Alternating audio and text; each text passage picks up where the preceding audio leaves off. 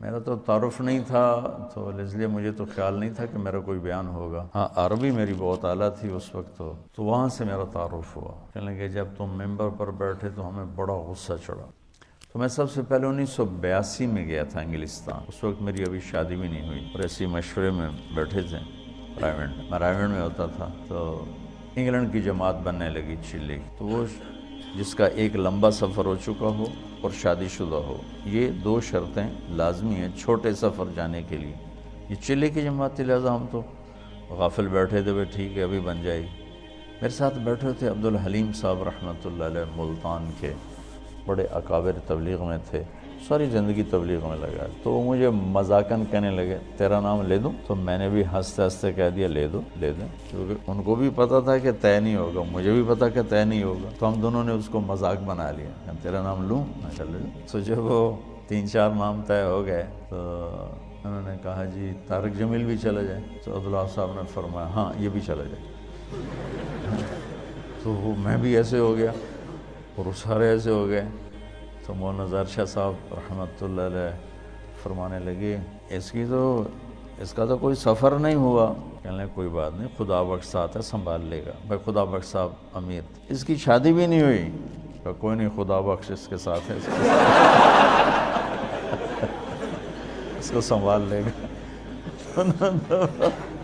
میں ہکا بکا حیران، بھائی یہ کیا ہو گیا؟ مجھے تو خواب و خیال بھی نہیں تھا کہ ایسے ہو جائے گا۔ تو سارے مشورے والے بھی حیران ہو گئے۔ اللہ نے میرا نصیب لکھا ہوا تھا۔ یہ میرا بیرون ملک کا پہلا سفر انڈیا تھا مارچ میں، اور یہ دسمبر میں تھا، باہر بیٹھے میں۔ تو عبدالحلیم صاحب فرمانے لگے جلدی جا، پاسپورٹ بھی لے کے پیسے بھی لے کے۔ تو اس وقت خیبر میل آنے والی، وہ سامنے نظر آتی تھی، کوئی آبادی نہیں، کوئی گھر نہیں۔ ہم رائیونڈ کے صحن میں بیٹھ کر ریلوے کی پٹڑی دیکھتے تھے، بیچ میں رکاوٹ ہی کوئی نہیں، ٹرینوں کو گزرتے دیکھتے، تو گاڑیاں ہمیں ازبر ہوتی تھیں، میں فلاں گزر گئی فلاں گزر گئی۔ تو میں نے دیکھا خیبر میل آنے والی، میں نے وہیں سے دوڑ لگائی۔ وہ ایک گیٹ اس طرف ہوتا تھا جنوب کی طرف، وہ بند رہتا تھا۔ اس وقت ہمت جوانی میں نے جمپ لگایا، گیٹ کو پکڑ کے چھلانگ لگا کے ادھر گرا اور دوڑ لگا۔ ادھر میں نے دوڑ لگائی، ادھر خیبر میل آنا شروع ہو، میں کہ مارا گیا، نہیں پکڑ سکتا۔ خیر بھاگتے بھاگتے بھاگتے خیبر میل حرکت میں آ گئی، اور میں نے آخری ڈبے کا جا کے ڈنڈا پکڑا، میں اس پہ سوار ہو گیا۔ خرچہ پتہ کتنا تھا اس وقت؟ 10,000 انگلینڈ کا جانے کا، 8,000 کا ٹکٹ تھا اور 2,000 اوپر خرچہ ہونا، 4 روپے کا ڈالر تھا، 19 روپے کا پاؤنڈ تھا۔ تو میں گھر گیا، پاسپورٹ لیا، پیسے لیے، شام کو کسی گاڑی سے پھر میں رات ٹھہرنا پڑا، چونکہ خیبر میل شام کو پہنچتی ہوں۔ اگلے دن صبح میں وہاں پہنچ گیا۔ پہلا سفر ہمارا 1982 میں کراچی سے ہماری پرواز تھی PIA، پہلے دبئی، پھر استنبول اور پھر لنڈن۔ یہ ہمارا 1982 کا پہلا سفر تھا۔ مجھے جانتے بھی کوئی نہیں تھا، جوڑ تھا، قاضی صاحب رحمۃ اللہ علیہ، خدا بخش صاحب رحمۃ اللہ علیہ، بھائی فاروق تھے رحمۃ اللہ علیہ آٹے والے، ڈاکٹر امجد صاحب تھے، اور یہاں سے میں جماعت ساری کراچی سے تھی، صرف پنجاب سے میرا نام اس میں آیا تھا۔ عبدالستار کتھوریا صاحب تھے، سب اللہ کو پیارے ہو گئے، بس ایک ڈاکٹر امجد صاحب نہیں گئے۔ تو پہلی دفعہ ٹھنڈ میں گئے، نہ اتنی ٹھنڈ کبھی دیکھی تھی، جو ہی باہر نکلے تو لگا سارا خون ہی جم گیا ہے۔ لندن مرکز چھوٹا سا پرانا سا، بدبو آئے اس میں، وہاں ہماری جماعت ٹھہری۔ 2 دن کے بعد ہم ڈیوزبری گئے تو جوڑ تھا، یہ جتنے آپ بیٹھے ہو نا بس اتنا مجمع تھا، پورے ڈیوز انگلینڈ کے اجتماع کا اتنا مجمع جتنا آپ بیٹھے، اور اس میں بھی کوئی چل پڑا ہے، کوئی آ رہا ہے، کوئی جا رہا ہے۔ تو میرا تو تعارف نہیں تھا،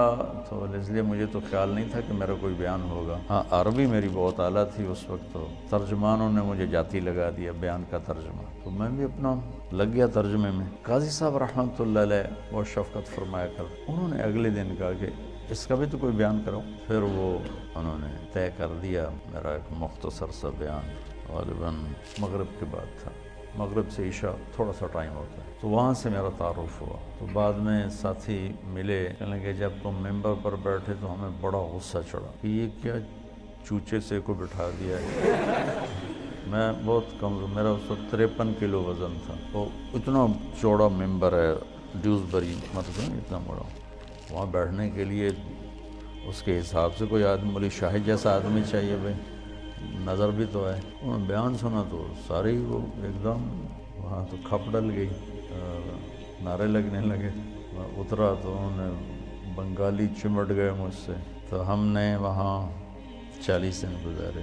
اس وقت کچھ اور نیا نیا پڑھا ہوا تھا. میرا ہر بیان دوسرے سے مختلف ہوتا تھا، ہر بیان ایک دوسرے سے نہیں ملتا تھا.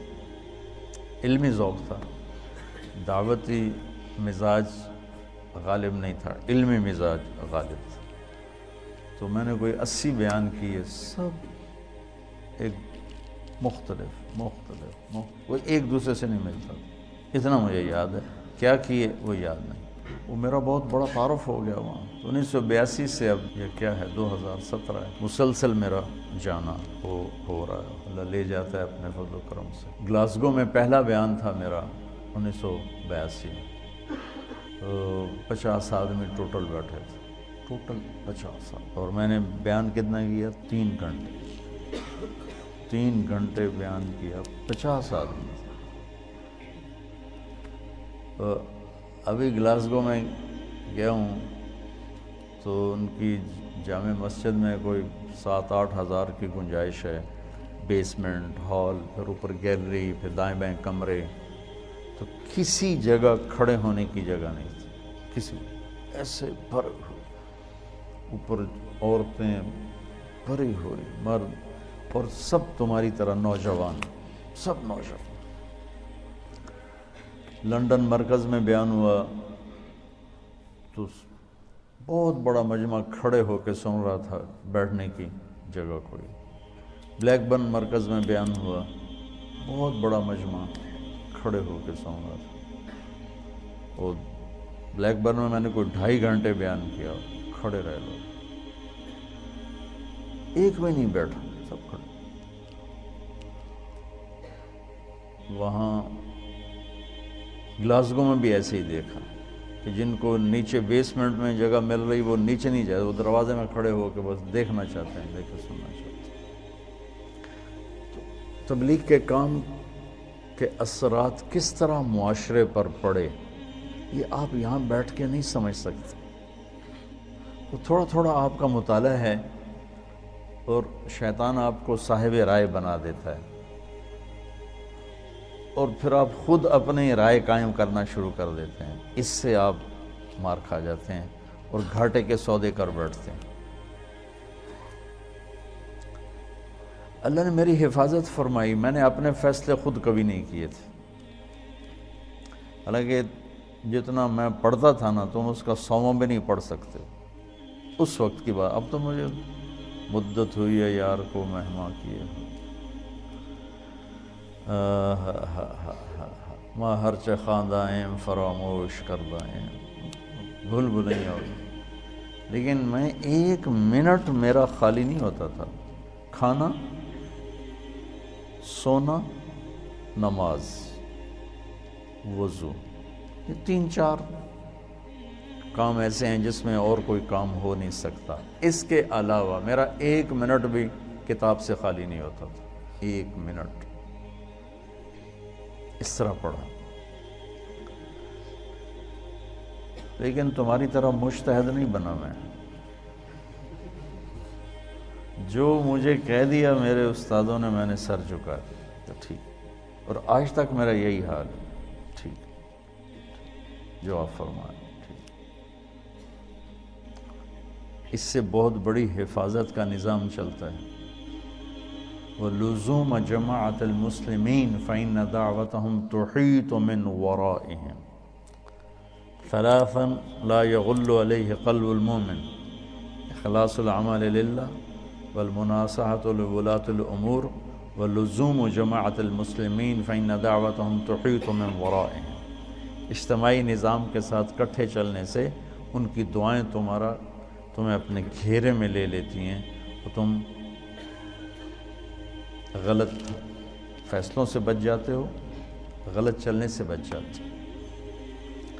تو جو میں دیکھ کے آتا ہوں وہ آپ کو بتانے کی کوشش کرتا ہوں تاکہ آپ اندر سے تبلیغ کے کام میں لگیں. تمہاری ترجیحات میں تبلیغ، واللہ واللہ واللہ مدرسوں کی اب ضرورت کوئی نہیں ہے، جتنے ہیں بہت کافی ہیں۔ یہ کیوں بنائے ہیں؟ جس رخ سے میں سوچ رہا ہوں اس لحاظ سے اتنا قحط ہے کہ اندھیرا چھایا ہوا ہے، کہ ایسی نسل علماء کی جو ایک ریڑھی والے کے بھی پاؤں پکڑ کے اسے اللہ کی ماننے کے لیے تیار کریں، یہ مجمع کوئی نہیں۔ جنہیں گرے سے گرے پڑے تک کو بھی اللہ کی بات پہنچانے میں عار محسوس نہ ہو،